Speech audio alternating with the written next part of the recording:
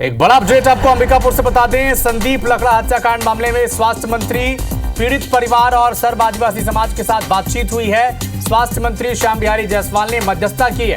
CM के प्रतिनिधि के रूप में वो शामिल हुए। 12वीं तक मृतक के बच्चों की निःशुल्क पढ़ाई अब की जाएगी। संविदा के रूप में मृतक की पत्नी को नौकरी दिया का नियुक्ति पत्र भी सौंप दिया है। परिजनों को 25 लाख रुपए का मुआवजा दिया जाएगा।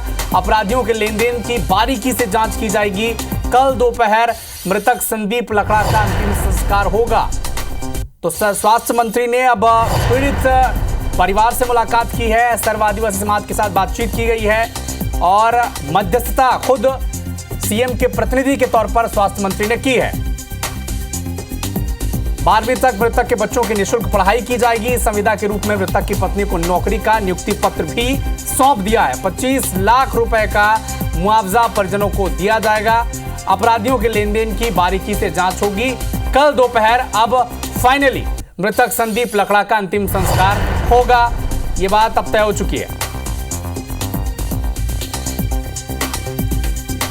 अभिषेक हमारे सहयोगी फोन लाइन पर जुड़े हुए हैं।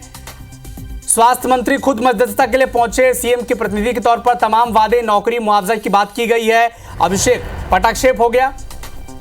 बिल्कुल, जो कहा जा सकता है कि एक लंबा संघर्ष किया जा रहा था, जो सर्व आदिवासी समाज के तरफ से जो धरना प्रदर्शन किया जा रहा था, उसकी समाप्ति की घोषणा हो गई है। जो स्वास्थ्य मंत्री जो श्याम बिहारी जायसवाल हैं, वो मुख्यमंत्री के प्रतिनिधि के तौर पर पहुंचे हुए थे। समाज के लोगों के साथ बैठकर चर्चा हुई।